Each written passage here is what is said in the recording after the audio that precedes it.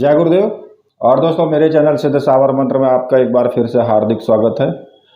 और देखिए, आज की वीडियो आपके लिए बहुत ही महत्वपूर्ण होने वाली है, क्योंकि आज जो मैं आपको सावर मंत्र बताऊंगा वो एक रक्षा सावर मंत्र है, जिसको बेताल रक्षा सावर मंत्र बोलते हैं। सावर मंत्र क्या है? ये एक तरीके से आपका घेरे का बंधन का भी मंत्र है। चारों तरफ से अपने आप को सुरक्षित करने के लिए इस मंत्र का प्रयोग जब किया जाता है तो फिर पूर्ण रूप से कोई भी शक्ति उसके अंदर प्रवेश नहीं कर सकती है। अब देखिए, इसकी ज़रूरत क्यों पड़ती है? ज़रूरत इसकी इसलिए पड़ती है कि मान लिया कि आप कहीं साधना कर रहे हो, चाहे आप शमशान में करो या फिर कहीं घनघोर जंगल में साधना कर रहे हो, या फिर कहीं नदी के किनारे साधना कर रहे हो, या फिर कहीं कोई एकांत ऐसी जगह है जहाँ पर जंगल में कोई कमरा बना हुआ है, खंडर है वो या मंदिर है, वहाँ बैठ के आप साधना कर रहे हो। तो वहाँ क्या होगा कि जब आप साधना करेंगे तो उससे संबंधित भी कोई ना कोई ऐसी नकारात्मक शक्ति आपकी साधना को भंग कर सकती है। और कई बार ऐसा होता है कि वो शक्ति ना भी चाहे जिसकी आप साधना कर रहे हो, अगर वो ना भी चाहे तो जो दूसरी शक्तियां होती हैं, होता क्या है कि उस क्षेत्र में कोई ना कोई शक्ति निवास करती है और वो शक्ति आपकी साधना में कोई ना कोई व्यवधान पैदा कर सकती है, जिससे कि आप उस साधना को पूर्ण ना कर पाओ। अब होता क्यों है ये? क्योंकि अगर माना कि नकारात्मक शक्ति उस क्षेत्र के अंदर है या फिर कोई नकारात्मक शक्ति उस क्षेत्र से गुजर रही है, तो देखिए, हम स्थूल शरीर में हैं तो इसलिए हम उनको देख नहीं पाते हैं। वो वायव्य आत्माएं होती हैं तो उनको देखना संभव नहीं है जब तक कि आपकी दिव्य दृष्टि ना खुल जाए। जब आपकी दिव्य दृष्टि खुल जाती है तब तो आपको नज़र आ जाती हैं ये चीज़ें, लेकिन अगर दिव्य दृष्टि खुली हुई नहीं है तो फिर ये चीज़ें नज़र नहीं आती हैं।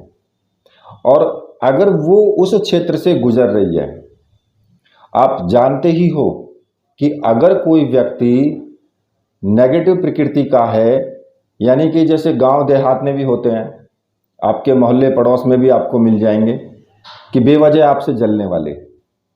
अगर आप अच्छा काम कर रहे हो ना, तो आपसे जलने वालों की संख्या ज़्यादा होगी, आपके दुश्मन ज़्यादा खड़े हो जाएंगे।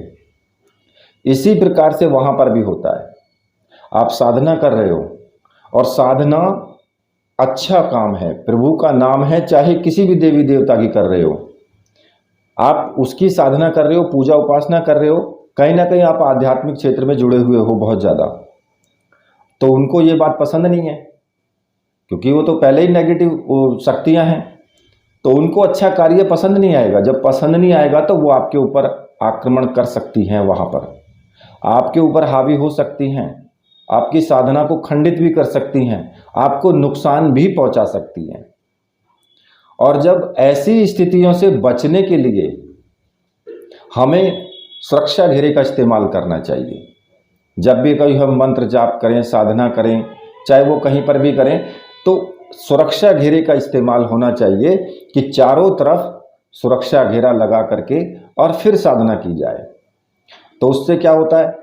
उससे उस घेरे के अंदर प्रवेश करने की किसी की भी हिम्मत नहीं होती है। वो बाहर ही बाहर हाथ पैर पटकती रहेगी, बाकी आपको किसी भी प्रकार का ना तो नुकसान पहुंचा पाएगी और ना ही आपकी साधना में किसी प्रकार का भी कोई विघ्न पैदा कर पाएगी। क्योंकि ऐसी शक्तियों की पहली प्राथमिकता यही होती है कि भाई इनकी साधना को भंग किया जाए। मान लिया कि आप कोई डाकणी साधना कर रहे हो, या फिर शमशान जागरण कर रहे हो, या फिर और दूसरी हैं चंडी साधना है, मतलब जो उग्र साधनाएं हैं, अगर वो कर रहे हो और वो आप कहीं ना कहीं जंगल में ही आपको करनी पड़ती हैं, प्रेत पिशाच की साधना कर रहे हो तो वो जंगल में करनी पड़ती है। और कुछ वामाचारी पद्धति की साधनाएं होती हैं, कुछ अघोर पद्धति की साधनाएं होती हैं। अगर आप वो साधना कर रहे हो और तो उनको जंगल में ही करना पड़ेगा, वो आपके घर पर नहीं होंगी। अब मान लिया आप वहाँ जंगल में कर रहे हो तो वहाँ तो आपको कोई भी व्यक्ति परेशान कर सकता है अगर आपने अपनी सुरक्षा का इस्तेमाल नहीं किया किसी भी मंत्र को। तो ऐसी स्थिति में आपको इन मंत्रों से आपको सुरक्षात्मक दृष्टि से जरूर आपको सुरक्षित रहना होगा, तभी आप साधना कर पाओगे, नहीं तो साधना नहीं कर पाओगे। उल्टा नुकसान हो सकता है किसी भी प्रकार का। कैसे? देखिए, एक वाकया हुआ था, जो वाकया मेरी भी जानकारी में आया था कि कोई व्यक्ति था जो साधना कर रहा था। अब वो किसी जो यक्षिणी की साधना कर रहा था, और वो यक्षिणी भी थी बहुत ही ज़्यादा तीव्र, क्योंकि यक्षिणियों में क्या होता है कि यक्षिणियों में कुछ तो सौम्य होती हैं, कुछ बहुत ज़्यादा उग्र होती हैं। तो वो उग्र यक्षिणी की साधना थी। अब वो जंगल में बैठ के करनी थी, तो वो जंगल में बैठ के उस साधना को कर रहा था। होता क्या है कि जब उसका लास्ट 41 दिन की साधना थी और उसका लास्ट दिन से एक दिन पहले की बात थी, तो उस वक्त में वो जो थाली के अंदर अपना सामान वगैरह लेकर के जाता है वो भी लेकर के गया। तो उसने क्या किया, उसने सुरक्षा घेरे का इस्तेमाल नहीं किया। अब होता क्या है कि उसके सामने एक विघ्न आता है, उसको दिखाई दे रहा है सामने से कि एक स्त्री है और एक व्यक्ति है और उनके साथ एक बच्चा है। वो आए हैं वहाँ पर। उन्होंने क्या किया, उस स्त्री ने कहा कि मुझे भूख लगी है, भूख लगी है। तो फिर दोनों ने क्या किया, अपने बच्चे को मारा वहीं पर और मार करके उस बच्चे को खा गई। वो कहने लगी कि मेरी तो अभी भी भूख शांत नहीं हुई है, मुझे तो अभी भी भूख लगी है। उसने कहा तो ठीक है, फिर ये साधक बैठा हुआ है, ये साधना कर रहा है, इस साधक को मार करके खा लेते हैं, तब तो भूख मिट जाएगी, यहाँ कोई है भी नहीं जंगल में। बस इतना कहना था। साधक जी तो सुन रहे थे। अब उन्होंने ये तो भूल गए कि ये विघ्न है, अगर वहीं बैठा रहता तो कुछ भी नहीं होता, ना वो पास आते ना वो मारते। अब साधक जी ने क्या किया, माला छोड़ वहां से उठ करके भागने लगे। जब भागने लगे वहां से उठ करके तो ठोकर लगी और औंधे मुंह जाकर के गिरे। गिरने के बाद बेहोश हो गए। बेहोश होने के बाद जब आंखें खुली तो स्वयं पागल हो चुके थे, क्योंकि उग्र साधनाओं में ऐसा ही होता है, या अगर आपने गलती की तो या तो आप पागल समझो अपने आप को, या फिर आप अपने आप को मृत्यु को प्राप्त समझो। दो ही चीजें होती हैं।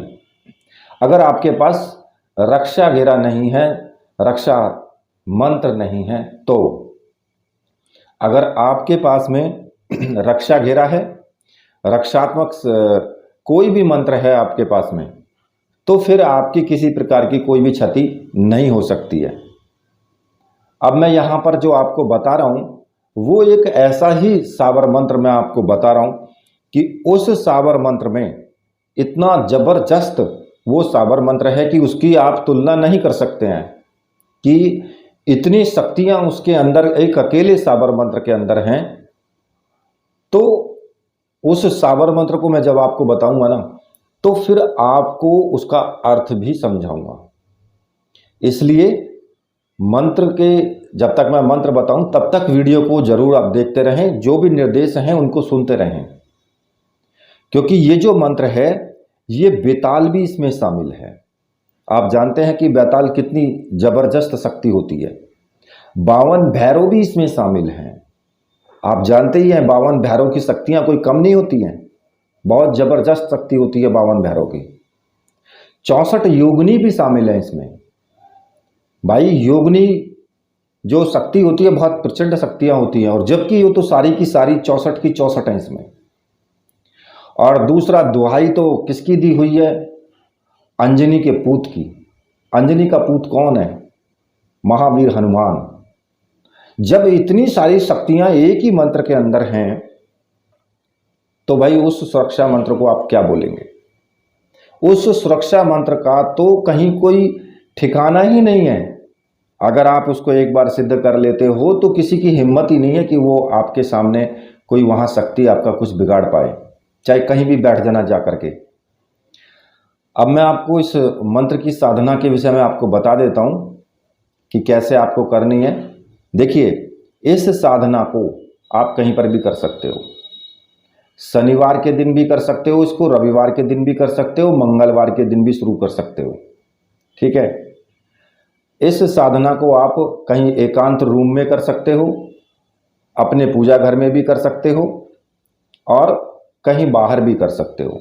रक्षा मंत्र है, किसी प्रकार की कोई दिक्कत होने वाली ही नहीं है इसमें, क्योंकि ये तो स्वयं रक्षा मंत्र है। इसमें ना रक्षा घेरा लगाने की आवश्यकता है, ना रक्षात्मक मंत्र पढ़ने की आवश्यकता है, क्योंकि स्वयं रक्षा मंत्र है ये, तो इसलिए इसमें कोई प्रॉब्लम नहीं है। आपको ना घेरा लगाना है ना कुछ करना है इसमें आपको सीधा सीधा आपको पूजा मंत्र जाप शुरू करना है। अब कैसे करना है? देखिए, इस साधना को करने के लिए आपको सिर्फ एक चीज की आवश्यकता होगी, रुद्राक्ष माला, जो कि साबरी मंत्रों से सिद्ध और प्राण प्रतिष्ठित होनी चाहिए। चैतन्य माला जो कहते हैं ना, जिसको संस्कारित बोलते हैं, वो माला आपके पास होनी चाहिए। और ऐसी माला अगर आपको चाहिए तो मैंने व्हाट्सअप नंबर दिया हुआ है, वहां से मुझे व्हाट्सअप करके आप वो माला प्राप्त कर सकते हैं। माला आपको 100% मिलेगी, कोई भी सामग्री लो, टेंशन की आवश्यकता है ही नहीं बिल्कुल भी। ठीक है, जब वो माला आपको मिल जाए तो उस माला से आप बहुत सारे साबर मंत्रों के जाप कर सकते हैं, किसी भी साबर मंत्र को सिद्ध कर सकते हैं उस अकेली माला से ही। भगवान शिव के मंत्र जाप कर सकते हैं, गायत्री माता का मंत्र जाप कर सकते हैं, गुरु मंत्र जाप कर सकते हैं उसी माला से। उस माला को अपने पास ही रखना है, कहीं पर भी आपको उसको विसर्जित नहीं करना है। अगर माला का धागा टूट जाए तो दोबारा से धागा डलवा करके उसको फिर बनवा लें।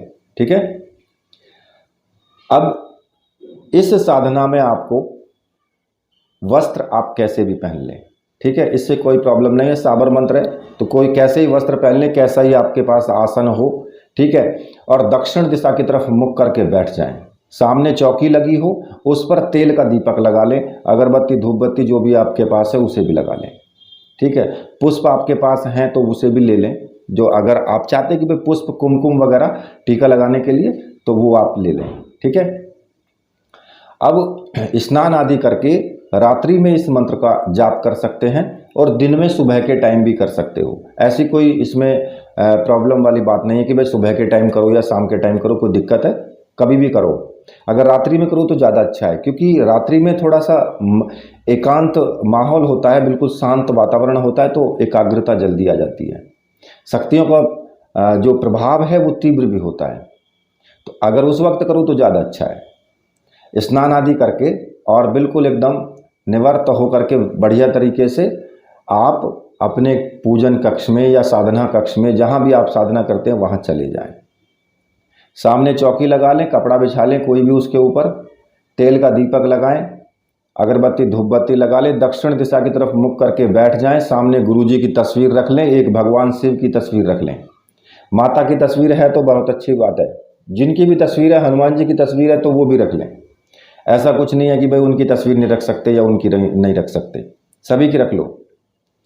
सबसे पहले आपको अपने गुरु का पूजन करना है, अपने गुरुदेव को कुमकुम का टीका लगाना है, धूप दीप दिखाना है और उनको पुष्प चढ़ाना है।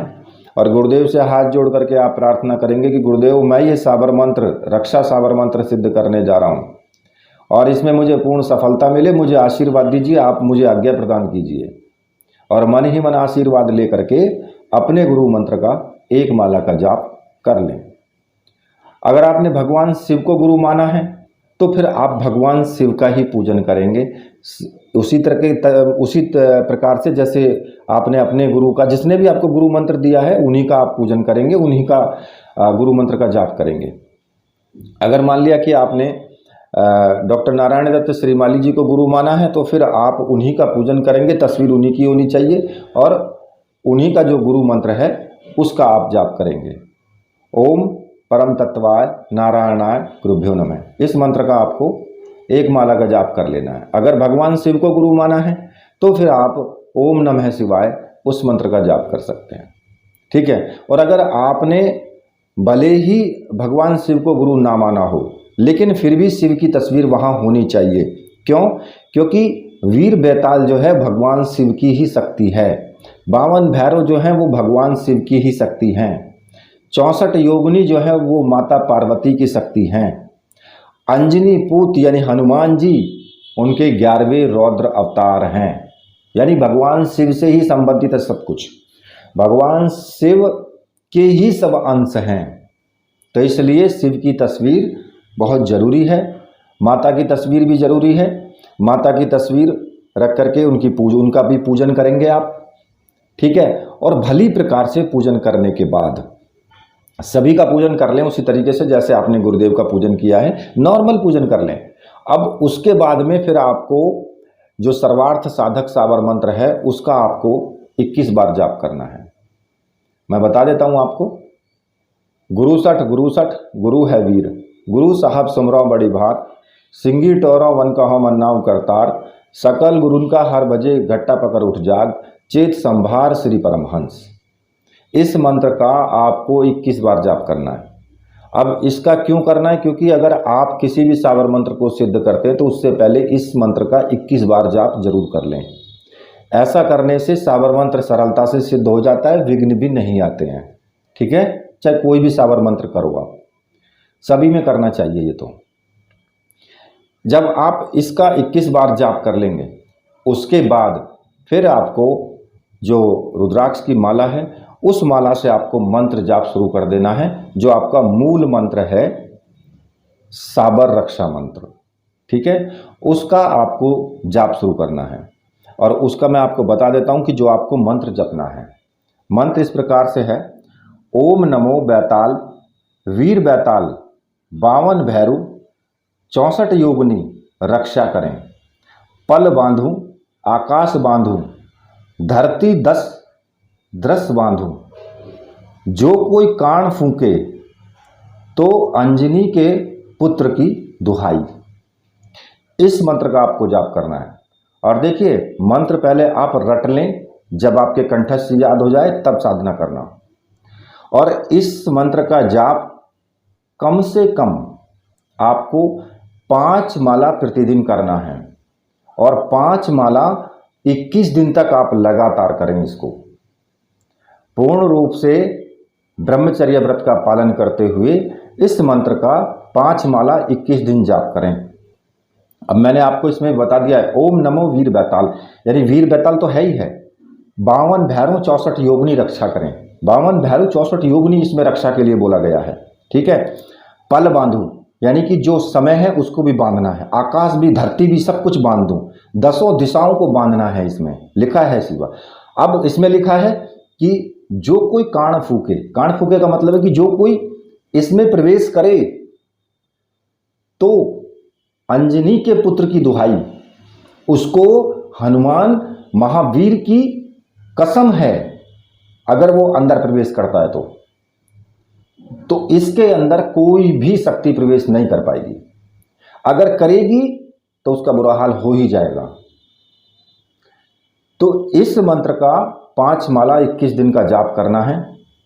अगर आप इस मंत्र का साधन घर पे करते हो तो आपके घर के अंदर अगर कोई नेगेटिव शक्ति है या किसी का किया धरा है तो वो भी समाप्त हो जाएगा। अगर आपके घर के अंदर किसी प्रकार की कोई ब्रह्म पिशाच या फिर कोई जिन्न खबीस या कोई ऐसी पिशाच शक्ति है जो आपको परेशान कर रही है तो वो ऑटोमेटिक ही वहाँ से भागना पड़ेगा उसको, जब आप इस मंत्र का साधन घर में करोगे, ठीक है। रही आपके सामने विघ्न आने की, तो देखिए आपके सामने कुछ दृश्य दिखाई दे सकते हैं, डरने की आवश्यकता नहीं है बिल्कुल भी, क्योंकि आप एक रक्षा मंत्र कर रहे हैं, उनसे अपनी रक्षा की प्रार्थना कर रहे हैं, ना कि उनको साधन सिद्ध कर रहे हैं। आप उनसे कह रहे हैं 52 भैरव 64 योगिनी बेताल से कि मेरी रक्षा करना है आपको, तो इसलिए इसमें डरने की आवश्यकता नहीं है। वो आएंगे तो आपकी रक्षा करने के लिए आएंगे, आपको मारने के लिए तो कदापि नहीं आएंगे, सीधी सी बात है यहाँ पर, तो ठीक है। अंजनी का पुत्र यानी हनुमान जी हैं तो फिर वो भी आपकी रक्षा ही करेंगे इसमें। अब जब आपके 21 दिन पूरे हो जाएं तो उसके बाद फिर एक आप छोटा सा हवन करें। 21वें दिन ही कर लें या 22वें दिन कर लें, सुबह के टाइम कर लें या शाम के टाइम, जब भी आपका मन करे। थोड़ी सी आम की लकड़ी लेकर के आग जला लें कपूर की सहायता से, सामग्री ले लें, बाजार में मिल जाती है पैकेट में, सामग्री लेकर के थोड़ा सा उसमें घी मिला करके उसको अच्छे से कर लें और 5 माला का हवन आप जरूर करें। अब हवन आपको करना है कि इसमें पूरा मंत्र बोलना है, इसमें स्वाहा नहीं लगाना है आपको। जब आप हवन में आहुति डालेंगे तो स्वाहा शब्द का प्रयोग नहीं करना है, क्योंकि साबर मंत्रों में स्वाहा शब्द लगता ही नहीं है। जैसा मंत्र है वैसा का वैसा ही जपना है और थोड़ी सी सामग्री ले करके और अग्नि में आपको समर्पित कर देनी है। अब 5 माला का जाप करके उल्टे हाथ से, कोई नहीं, गिनती आपको करनी है तो उल्टे हाथ से आप गिनती गिन सकते हो। माला उल्टे हाथ में ले लेना और उससे आप काउंटिंग कर लेना कि भाई कितनी माला हो गई है। ठीक है, 5 माला का हवन करके और अपनी साधना को संपूर्णता देना। अब ये मंत्र सिद्ध हो गया। अब बात आती है कि इसका प्रयोग कैसे करें या फिर इसका ग्रहण में कैसे मंत्र जाप करें। तो ग्रहण में क्या करना होता है? ग्रहण में सिर्फ मंत्र जाप करना होता है। माला लें, दक्षिण दिशा किसी भी दिशा की तरफ बैठ जाएं, मुंह करके आसन डाल लें और केवल मंत्र जाप शुरू कर दें। किसी प्रकार का कोई दीपक नहीं जलाना, कुछ नहीं करना, केवल मंत्र जाप। अगर आपने 21 दिन साधना कर भी ली, उसके बाद भी फिर भी आप जब भी ग्रहण पड़े तो इस मंत्र का जाप जरूर करें, जिससे कि इसके अंदर और भी शक्ति पावरफुल आ जाए और भी ये ताकतवर हो जाए। तो इस मंत्र का आप कहीं पर भी इस्तेमाल कर सकते हो। कैसे कि अगर मान लिया आप कहीं साधना कर रहे हो तो आप चाकू लेकर के और मंत्र बोलते हुए 5 बार मंत्र बोलें और मंत्र बोल के अपने चारों तरफ एक लकीर खींच दें, तो वो आपका सुरक्षा घेरा हो जाएगा। अब कुछ लोग क्या बोलते हैं, न्यू जी सुरक्षा घेरा तो हमने लगा लिया, लेकिन उसको तोड़े कैसे? अब ये मेरी भी समझ से बाहर है। समझ से बाहर कैसे है कि पता नहीं, यूट्यूब पे देख देख करके बुद्धि भ्रष्ट हो चुकी है और यूट्यूब वालों ने क्या कर रखा है कि बस घेरा लगा दिया, अब घेरा तोड़ना है। उनको यही नहीं पता कि टूटता कैसे है। सच्चाई तो ये है भाई, घेरा लगा दिया ना, तोड़ने की आवश्यकता नहीं है। आपने उस घेरे को लांग दिया, जब वो स्वयं टूट जाता है। तोड़ने की कोई मंत्र ही नहीं होता इसका। अगर आपने घेरे को लांग दिया, आप घेरे से बाहर निकल गए, तो समझिए कि घेरा ऑटोमेटिक टूट गया है। जैसे लक्ष्मण रेखा खत्म हो गई थी, सीता के बाहर निकलते ही लक्ष्मण रेखा ऑटोमेटिक खत्म हो गई थी। ठीक है, तो इसी तरीके से होता है। कहीं इसमें ऐसा नहीं है कि आपको सुरक्षा घेरा तोड़ना पड़ेगा या कुछ और मंत्र जाप करना पड़ेगा, ऐसा कुछ नहीं है। तो चारों तरफ आप लोहे की किसी भी वस्तु से लकीर खींच दे, सुरक्षा घेरा हो जाएगा। और अगर संकट के समय तो आप किसी भी चीज से आप खींच देंगे तो कोई मतलब ही नहीं होता, उससे भी लगेगा। पानी की धारा चारों तरफ लगाते हुए मंत्र जाप करोगे तब भी लगेगा। मंत्र जाप करके आपने अपने ऊपर फूंक मार ली तब भी बंधेगा, सब कुछ होगा। मंत्र जाप करते हुए किसी को, दूसरे व्यक्ति को झाड़ा दे दिया, उसके ऊपर में अगर कोई भूत प्रेत बाधा है तो वो भी उसको छोड़ करके चली जाएगी। उसको भी आप एक तरीके से उसका भी कल्याण कर सकते हो।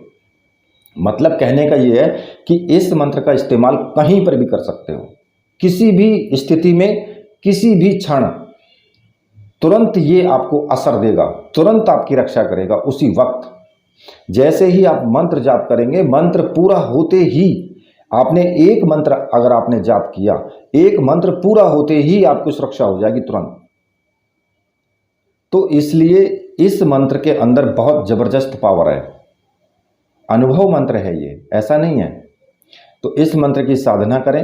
अब दूसरी बात, अगर आप साधना करते हो तो ब्रह्मचर्य व्रत का पालन जरूर करना, मन से तन से। जितने भी दूसरे और नियम हैं, सात्विक भोजन करना, सात्विक आचरण रखना, ईर्ष्या द्वेष, ये सब चीज़ें 21 दिन के लिए तो भाई ख़त्म कर ही देना, क्योंकि साधना सिद्ध करनी है तो फिर ये सब चीज़ें आपको करनी पड़ेंगी। नहीं करनी है तो फिर तो भाई आप कैसे भी करो, किसी को ईर्ष्या करो, लाठी मारो किसी में, किसी का धन घर तोड़ो, कुछ भी करो, फिर कोई दिक्कत है ही नहीं फिर तो। लेकिन अगर साधना करनी है तो इन सब चीज़ों से किनारा करना होगा। अगर साधना में विघ्न आता है तो डरने की आवश्यकता नहीं है, साधना करते रहो, अपने आप समाप्त हो जाएंगे विघ्न, आएंगे चले जाएंगे, बस कुछ नहीं होने वाला है।